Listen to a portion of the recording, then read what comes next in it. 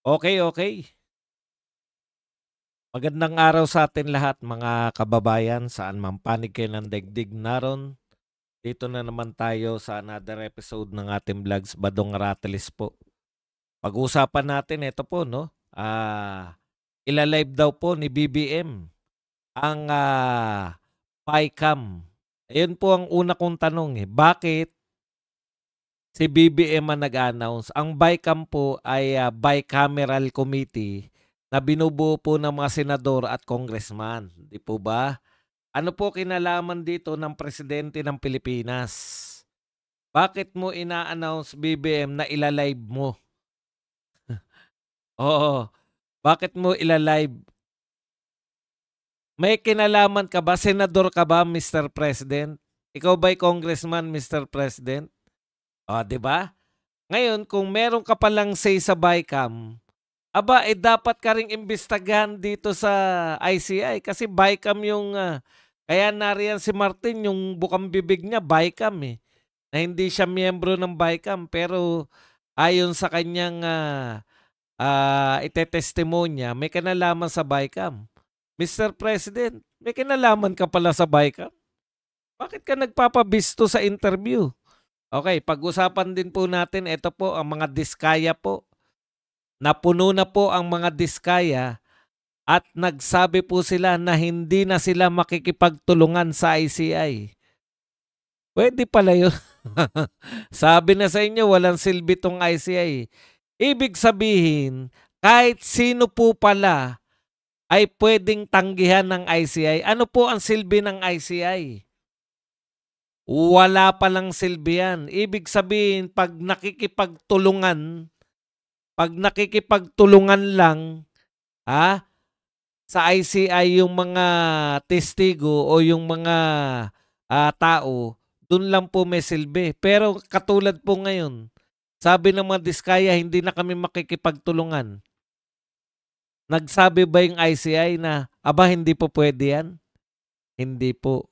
Pwede po yan. Yan po mga pag-uusapan natin pero bago yan, kung bago ka pa lang dito sa ating channel, mag-subscribe ka na.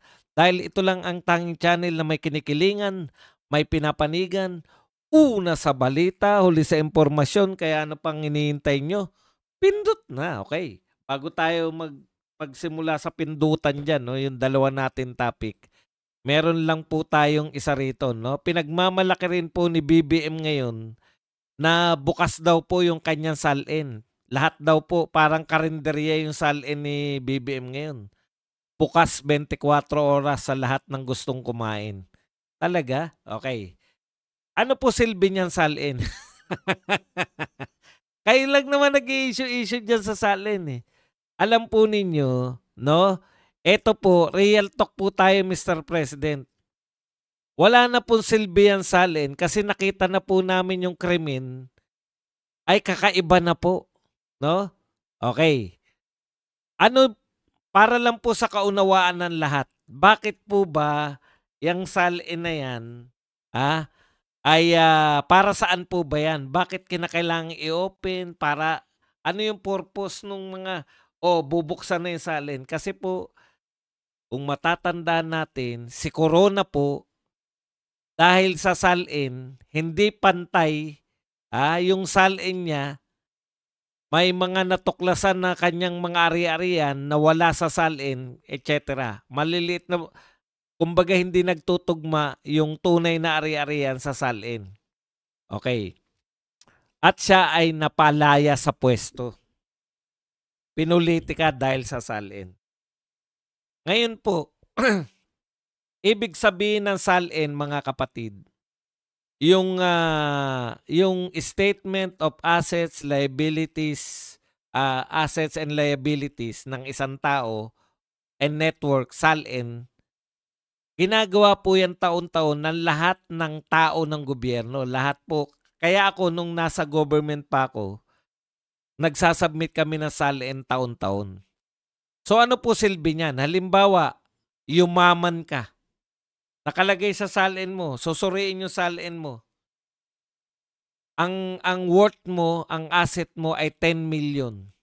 Halimbawa po, o 1 billion ang asset mo. ang sweldo mo ay 50,000 a month. So saan mo nakuha yung 10 billion na pera? So pwede ka na ngayong imbestigahan, 'di po ba? Kasi ang dami-dami mong ari-arian na nilagay sa salin. 10 billion yung ari-arian mo, tapos ang sinusuweldo mo lang o pinagkikitaan mo lang ng sweldo, yung asawa mo sa'yo umasa, 50,000 a month ka lang. Paano ka magkakaroon ng asset na nagkakahalaga ng 50 billion? So ikaw, mayroon kang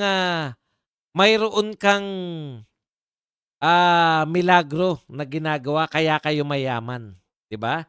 Super super yaman ka, hindi mo kikitain yang kayamanan mo na yan sa pamamagitan ng 50,000 a month na kita mo sa gobyerno. O so Badong, anong problema doon? Di palalabasin na magnanakaw ka, 'di ba? Nagnakaw ka, pwede ka na ngayong imbestigahan, saan galing yang pera mo na yan, 'di ba? O ngayon, eto ang tanong. Kung ikaw magnanakaw, ilalagay ilalagay mo ba lahat ng asset mo? Hindi. O, 'di ba? Hindi mo ilalagay yung asset mo dun sa salin. Kasi magnanakaw ka nga, eh. Ibig sabihin mandurugas ka, pati yung salin mo, syempre dinudugas mo yan. Alangan namang magpahuli ka. Nandadaya ka nga sa pamahalaan, hindi mo kayang doktorin yung salin mo. So ibig sabihin, kung mandurugas yung tao na yan, hindi niya ilalagay sa salin yung kanyang mga tunay na ari-arian. Okay lang yan kung ganito, no? Sige, bukas nyo yung salin. Pero pag may nakita kaming kayamanan nyo na wala sa salin, kumpis na ng gobyerno. Kasi hindi nyo nilagay sa salin. Eh. Ibig sabihin, hindi inyo yan. Di ba? O kaya, pag binukas ba ni President Marcos, bubuksan niya rin yung kanyang bank account? O, yun dapat eh. Kasi para saan yung salin? Sabihin mo na ganun, di buksan mo rin yung bank account. Baka naman nakatago riyan. Pero eto pa po ang malupit. Yung natuklasan po natin ngayon, yung pagnanakaw na ginagawa nila, hindi na true bank account. Saan na ba dong? Sa maleta na. Bakit kaya minamaleta ang pera? Bakit po kaya ang binibigay di umano kay Martin ay mali-maletang pera? Bakit po kaya di umano ang binibigay kay Saldico ay mali-maletang pera? Para hindi matitrace. Walang paper, walang tracing, hindi ka matitrace sa pamamagitan ng papeles. Sa pamamagitan ng mga bank accounts. So ano po silbi nun nung salin kung hindi mo dinideklara? Anong silbi ng salin kung hindi nyo na pinadadaan sa bangko yung pagnanakaw? Ibig sabihin, hindi na po makikita yung tunay na magnanakaw dyan sa salin. Walang paper trail, kaya nga kasi. Ibig sabihin, kung ayaw nila mag-paper trail, sa tingin nyo ba yung tumanggap ng mali-maletang pera? Wag na nating sabihin si Martin kasi ayaw nilang palabasin na si Martin. Eh. Sa tingin nyo ba yung isang opisyal na tumanggap ng mali-maletang pera, ilalagay niya sa salin niya? Yung mali-maletang pera? Halimbawa, nagkakahalaga yung natanggap niya ng 100 billion. Ilalagay niya kaya sa salin niya yung 100 billion? Malamang hindi. Kung hindi niya naman ilalagay yan, para saan pa yung pagpapakita niyo ng salin? Yung mga magnanakaw, hindi po nila idedeklara sa salin yung kanilang mga ninakaw. Inaano nyo lang yung mga tao, nilalabo-labo na. Mas marami kayong pinapasok. Formally, pasukan mo na salin, pasukan mo ng confidential fund, pasukan mo ng mga kung ano-ano. Simple lang po ang gusto namin. Mayroong mga nagnakaw ng flood control project. Pag natukoy na natin, punta naman tayo. Sino naman ang mga nagnakaw ng mga ayuda? Pag natukoy na naman yan, punta na naman tayo. Sino naman nagnakaw ng mga pera dito sa mga tulay at mga kalsada? Kung ano ng mga pinagsasabi nyo salin eh. Tanga ba yung mga magnanakaw? Ilalagay nila 100 billion. Ano yung 100 billion? Galing sa nakaw. Kasi ilalagay mo po eh. Cash. 'Di ba? Lalagay mo ran yung bank pera sa bangko. Cash, bank account. Magkano yung bank account mo sa PNB, BPI? Kung hindi mo nga nilagay sa bangko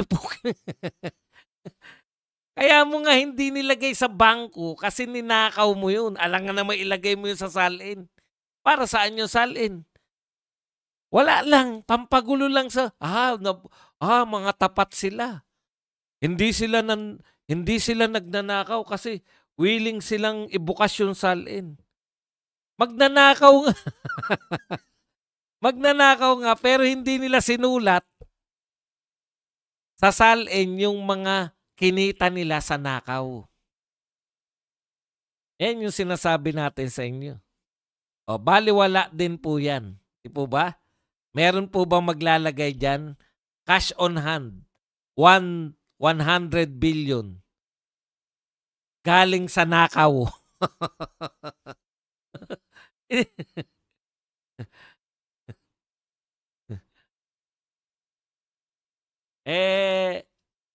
Honest lang po yan. Kung hindi nga honest yung gumawa ng salin, wala rin po silbi ang salin na yan.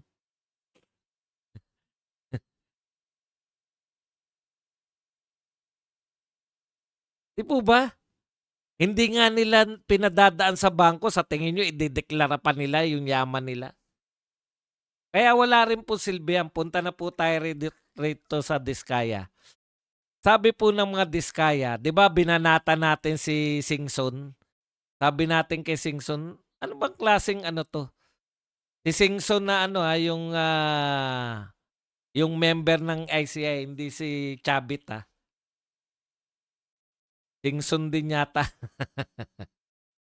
Si Singson yung dilawan. Ayan. Sabi po ni Singson, di ba binanata natin, no way daw na gagawing state witness yung mga Diskaya. Kasi hindi naman sila list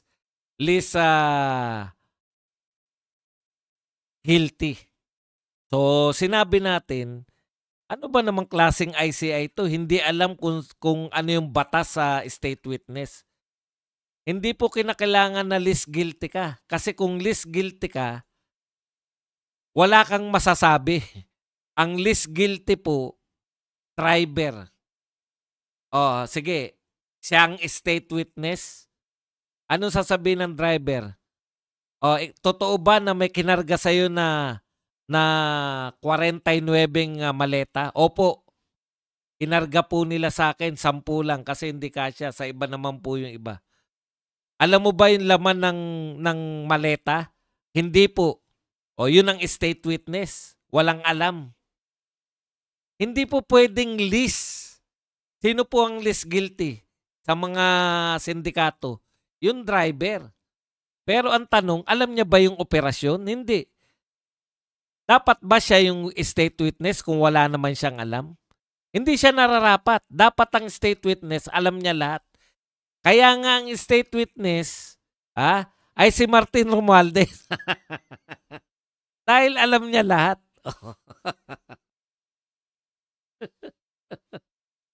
Sa batas ba qualified si Martin Romualdez? Siya yung tinuturong pinakamalaking pinagbagsakan ng pera. Malamang hindi siya qualified kasi most guilty yung pinakamaraming parte, most guilty yan. Okay. Alam po ninyo, alam na natin yung istorya ng Diskaya, di ba? Nagsabi sila, kinumbinsil sila ng then chairman ng Blue Ribbon Committee na si Senator Marcoleta na lumantad yung mga kung gusto ninyo maging state witness, lumantad kayo para ma-solve natin 'tong problema. Yung mga kontraktor po, ang pinakamagandang maging state witness dahil alam nila kung kanino sila nagbibigay, alam nila mula sa bid rigging, alam nila kung sino yung mga kausap nila na mga engineer, yung kausap nila na mga district engineer, alam nila kung sino yung mga pinagbibigyan nila. Kaya po pwede, pero hindi sila. Lahat ng tao nagsasabi na hindi yung mga kontraktor ang mastermind. Iba po yung kaso nung Napoles, no? Iba po yung kaso ng Napoles eh. Pwede ba si Napoles ang mastermind? Pwede. Bakit? Kasi po noon may pork barrel ang bawat isa. Ang ginawa nung Napoles, kinumbinsi niya tong mga congressman at senador na ipadaan sa kanya yung kanilang mga pork barrel at bahala na siyang gumawa ng legal pa kasi noon yung NGO. Idadaan nyo sa NGO, bibigyan nyo sa NGO yung inyong mga pork barrel. O yun, bahala na si Napoles. Papartehan na lang kayo.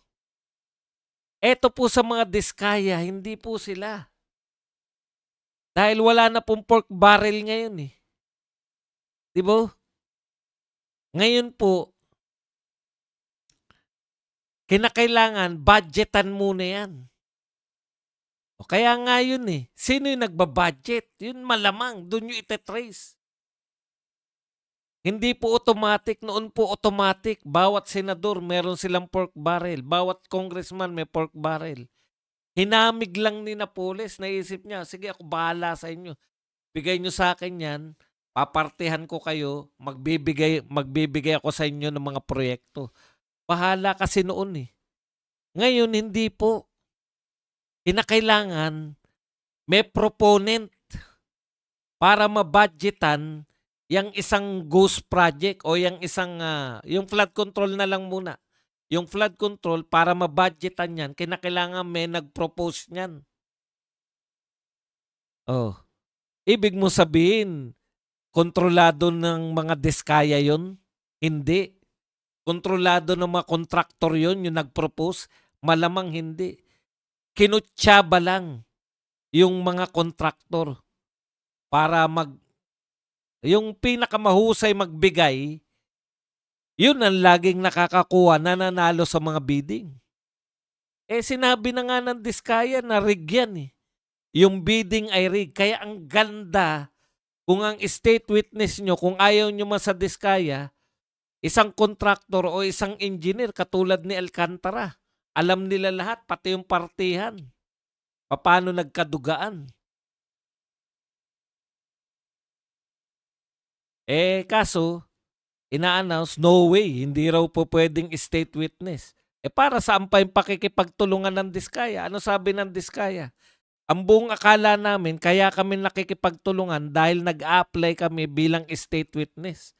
Yung pala kahit na anong ibulgar namin, kahit sinong ituro namin, dito sa ICI, malabo pala kami maging state witness. No way daw eh.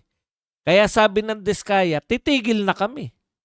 Titigilan na namin yung pakikipagtulungan sa ICI. O sino ngayon na nawalan? Diba? Nawalan kayo ng matinding resource person. Oh. Ito pa ang revelasyon. Yung palang ICI, pag hindi makikipagtulungan yung tao, hindi nila mapipilit. Tanong, para saan yung ICI? Kung wala naman siyang kapangyarihan pala.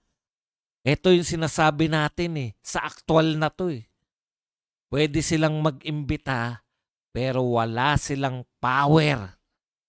Pwedeng hindi kilalanin yung imbitasyon nila. Ito po, aktualan na to. Hindi na po to teorya. Sabi po ng mga diskaya, hindi na kami makikipagtulungan. Ano ang katwiran nila? Invoking the right against self-incrimination. Ayan. The diskayas invoke the right to self-incrimination during Commission's closed-door hearing earlier.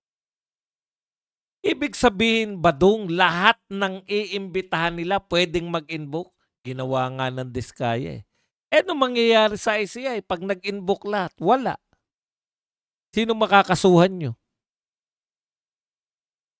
Oh. Kasi ayaw nila, dinidiscriminate nila yung Diskaya. Hindi. Eh sabi pa, ang tansya ko, ang realization ng mga Diskaya, teka muna, mukhang kami pa palalabasin na mastermind nito. Mula simula po, nakatutok na sa mga kontraktor. Hindi nyo ba napupuna? Pinasasama nila ng pinasasama yung mga kontraktor. Pero nung once okay kay BBM lahat, okay kay BBM yung mga investigasyon, okay yan lahat. Pero once na nabanggit na yung Martin Romualdez, tigil na yan. Yan tanggalin na yan si Marcoleta. Eh boss, hindi po pwedeng tanggalin si Marcoleta. Malakas kay Chis yan. Ka-majority ni Chis Escudero.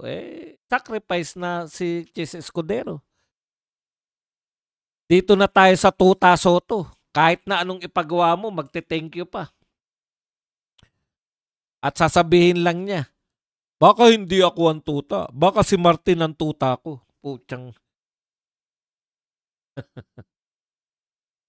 Baliw. Ngayon, ano po silbi ng ICI? Balik po tayo sa silbi ng ICI.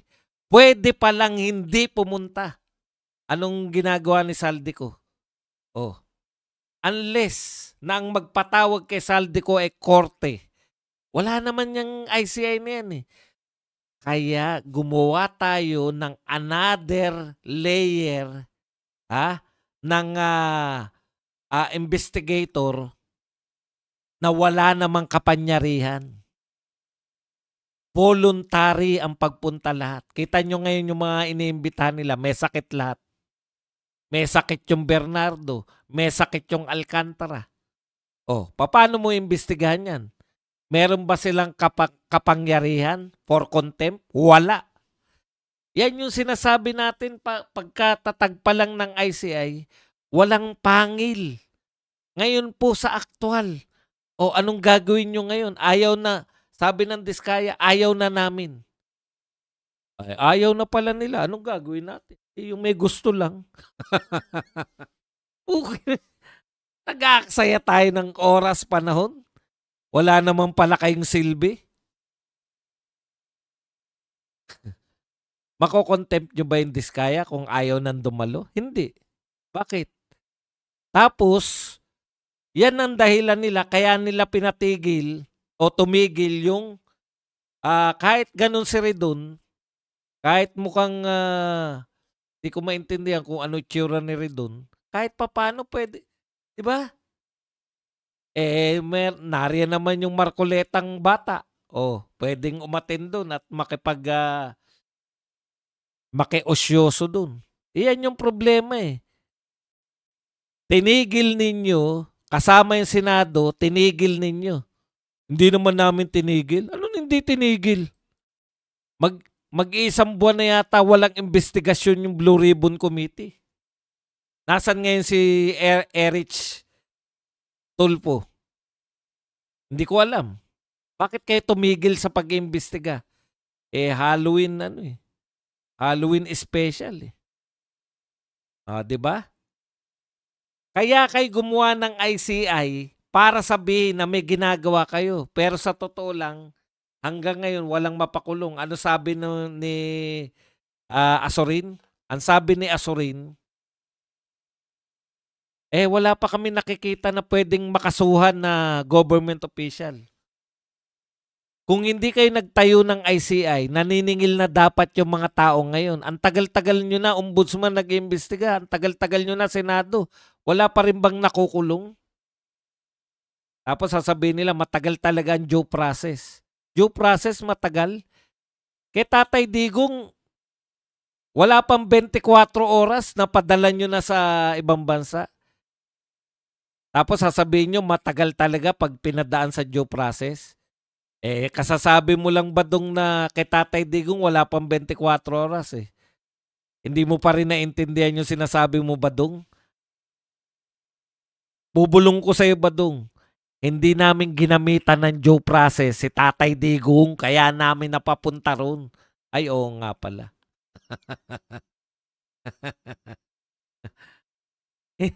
Wala nga palang due process yung ginawa nyo kay Tatay Digong. Talagang makukulong talaga. Dito, sa mga kriminal, sa tao na nagpatahimik sa Pilipinas, sa tao na sa presidente na sa within 6 years ay nagkaroon ng boom yung ating infrastructure, golden age ng Philippine infrastructure, no? Sa loob ng 6 na taon. Tapos wala tayong nakikita na napahiya si Vince Dizon. Pahiya ka, Vince Dizon. Nilindol na yung Davao. Wala pa rin kayo nakikitang nasira sa mga napatay yung flood control. Bakit ganun ba dong? Diba yung mga kontraktor sa Davao at kontraktor sa Bulacan at sa ibang lugar ay pare-pareho lang sila, diba? Sila-sila din. Opo. Bakit matibay yung pagkakagawa sa mga taga Davao? Kasi po yung mga Duterte, takot yung mga kontraktor na tayain yung infrastructure project nila sa Davao City. Dahil takot sila, baka mamura sila ng di oras ni Tatay Digong. Hindi lang mamura. Baka makasuhan sila ng totoo. Yun eh. Leadership. Ang kulang sa atin ngayon, leadership. Panay tayo, anong tawag doon? Panay drama. Drama lang lahat yan eh. Hindi tayo papayag. Mahiya naman kayo. Habulin natin. Nahabol nyo na ba? This is your 4th year. 2 taon mahigit na lang ang itatagal ng mga to. Hanggang ngayon, we should review. Putya. Si Vince Dizon, dakdak ng dakdak. Nire-review ang lahat, nire-review. Wala ang proyekto, panay review. Wala napapakulong, nire-review pa eh. Lovelyn Sibukawa, Boss Buds, minsan pakulay ko, nagpa-member ako. Thank you very much, Ma'am Lovelyn Sibukawa, sa pakulay na 320 yen. Pakape. Maraming salamat.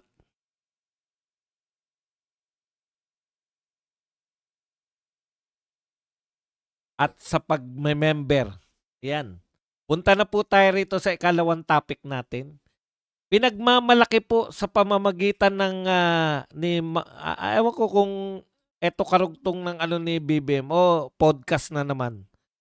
Ayan po, President Ferdinand Marcos Jr. on Wednesday announced that the Bicameral Conference Committee deliberation on the proposed 6.7 trillion national budget for 2026 will be live stream. Teka kulang kayo. Ang tanong ko, ang BICAM po, Mr. President, by 2 house ng Congress.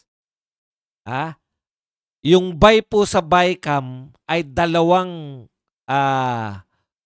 Congress houses. Senado at saka House of Representatives. Saan po kayo doon, Mr. President? Senador po ba kayo? Congressman po ba kayo? Baka kasi ang dami pong issue nitong sinabi nito ni BBM. Una, hindi po kayo miyembro ng BICAM. Ikalawa, hindi po kayo leader ng Senado at hindi po kayo leader ng House of Representatives. Nakakatakot tong pag-iisip na ganito. Sa pronouncement nyo, Mr. President, ibig bang sabihin na didiktahan ninyo ang mga pinuno ng Senado at saka ng House of Representatives? Na pag sinabi nyong i-live nyo yan, susunod sa inyo? Separate po ang executive. Ang pwede nyo pong utusan, lahat po ng secretary, lahat po ng mga governor down to mayor, etc. Lahat po ng executive. Hindi nyo po pwedeng utusan ang mga senador at congressman. Maaaring sa practice, nangyayari po yan, nauutusan ninyo. Pero hindi po ninyo pwedeng i-announce na kayo po ay inuutusan ninyo yung mga senador at congressman. 3 separate branches of government. Kung papaanong hindi nyo pwedeng utusan yung mga taga-Supreme Court, ganun din po hindi nyo pwedeng utusan si Tito Soto at saka si D ng kanilang mga gagawin. Ngayon po, ito po ay pagpapakita na under your leadership, nakikialam kayo sa BICAM. Ayan no, hindi po kami. Nagka-idea lang kami nung sinasabi nyo, kayo nag-announce. Ila-live stream nila. Anong pakialam nyo po sa BICAM? Wala po kayong pakialam dun. Trabaho po nila yan. So sa makatwid, yung pinag-uusapan namin na insertion na naganap sa BICAM at message pala kayo sa BICAM, inaamin nyo po ba na message din kayo dun sa insertion sa BICAM? Or, magmamalinis kayo ngayon. Hindi. In-announce ko lang. Wala kayong lusot, Mr. President eh. Kung in-announce ninyo at hindi pa ina-announce ni D tsaka ni Tuta Soto, in fact, mahina din kukote ni Tuta Soto. Nagpasalamat siya na ilalive ni Mr. President yung BICAM. Bakit ka nagpasalamat? Nagpapasalamat ka na pinapakita nyo sa tao na sumusunod ka sa presidente. Independent. Alam mo ba ibig sabihin ng independent ng Senado? Hindi siya pwedeng diktahan ng presidente ng Pilipinas. Bakit si President Marcos? Pwera na lang kung aaminin ni BBM na hindi niya dinidiktahan ng Senado, announcer lang siya o spokesperson lang siya ng BICAM. Kaya siya nag-announce. Ano po ba, Mr. President, ang katotohanan? Kayo po ba ay dinidiktahan nyo yung BICAM? O yan ay create ng BICAM at kayo lang ang nag-announce? Therefore, spokes kayo ng BICAM. Kasi hindi pa nila ina-announce yan eh.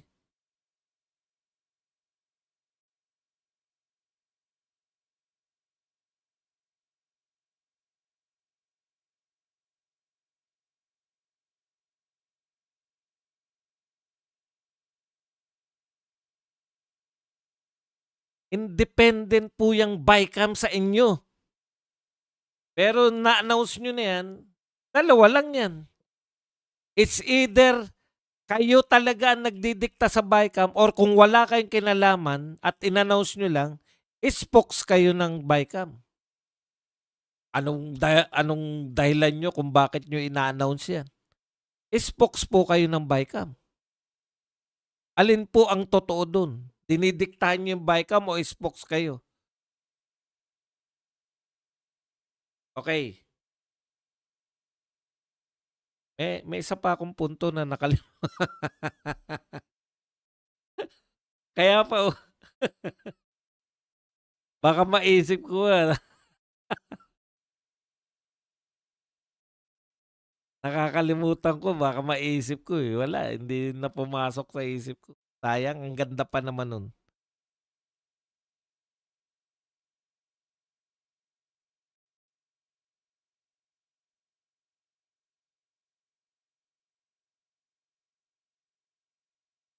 Sasakit na naman ang tuktok ko nito pag hindi ko naisip yun.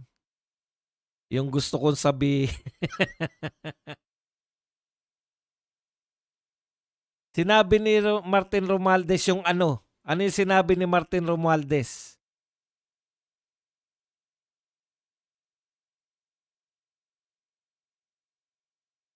Yun. Okay. Ayun po. Eto Mr. President, gusto pala ninyong i-live yung ano, yung BICAM. Walang problema sa amin 'yun. Matagal na naming sinasabi 'yan eh. Yung mga deliberation, nakikita namin, naka-live.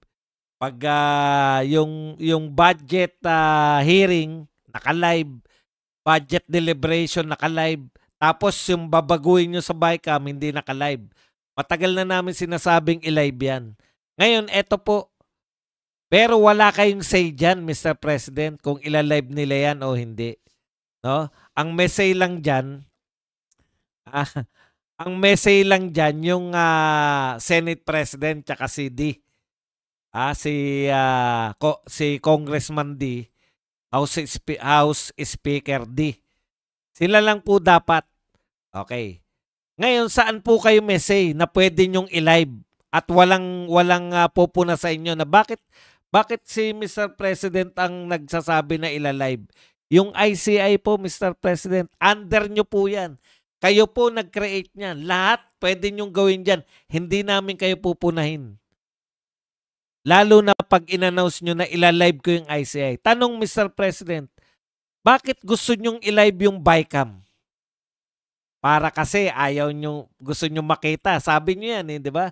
Gusto nyo makita kung sino yung mga nag-insert, para wala nang lihiman, di ba? Kung may in-insert sa BICAM, gusto nyo makita ng lahat ng tao kung sino yung congressman or senador na nag-insert.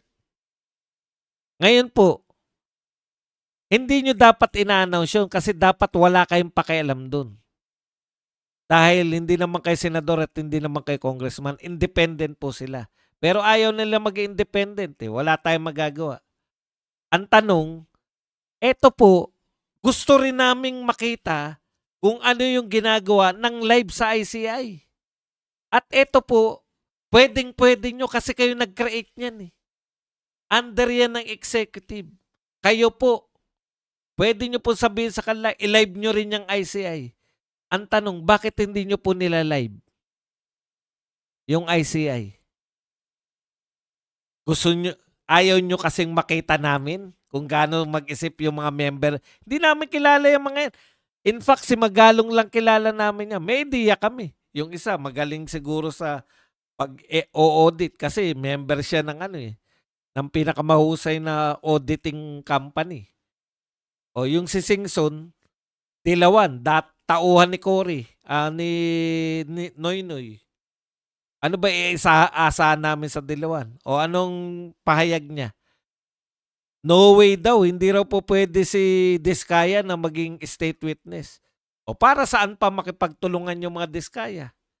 'Di ba? Kung naka-live yan, Mr. President, pwede mong i-announce kahit bukas, maya't-maya, ulit-ulitin mo.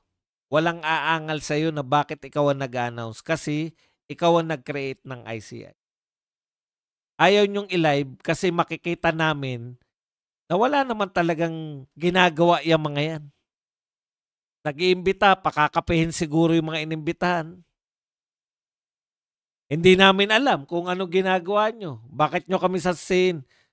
Sasabihin nyo ba na, Badong, bakit mo sinasabi na nagkakape lang sila? Ayaw nyong ipakita sa amin yung ginagawa nila. Nanghuhula po kami, Mr. President. Nagpaplano ba sila? Paano maliligtas yung iniimbitahan nila? Di namin alam. Tinititigan ba nila na masama yung mga katulad nila Diskaya? Dinidikdik ba nila? Hindi namin alam. Walang nakakaalam. Sa panahon na lahat nananawagan ng transparency, sa panahon na binukas ninyo yung salin para sa transparency, sa panahon na ilalive ninyo yung BICAM para sa transparency, sa panahon ng pagmumukha nyo ay mukha kayong transparency, bakit ayaw nyo maging transparent sa ginagawa ng ICI? Kasi makikita namin na ang concentration nyo pa rin, Diskaya and Bulacan. Hindi nga meron na ba kayong naimbitahan na ibang district engineer mula sa ibang probinsya? Hindi namin alam kasi hindi niyo nila-live, eh.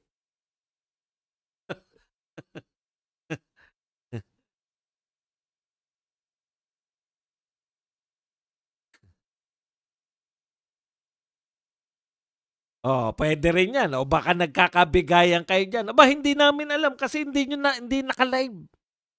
Wala naman nagkukuwento sa'min. Panay ang binabalita sa'min, eh, puwede raw biruin niyo yung naka-live, huli po kami nakakita ng imbestigasyon na naka-live, si Gutesa ang huli namin narinig. Ano sabi ni Gutesa? Sabi ni Gutesa, nag-deliver kami ng male-maletang kwarta kay Martin Romualdez. O tapos dito sa imbestigasyong hindi naka-live, aba, pwede palang maging state witness pa. Yung huli naming nakita sa live na sinasabi na binigyan ng sangkatutak male-maletang pera.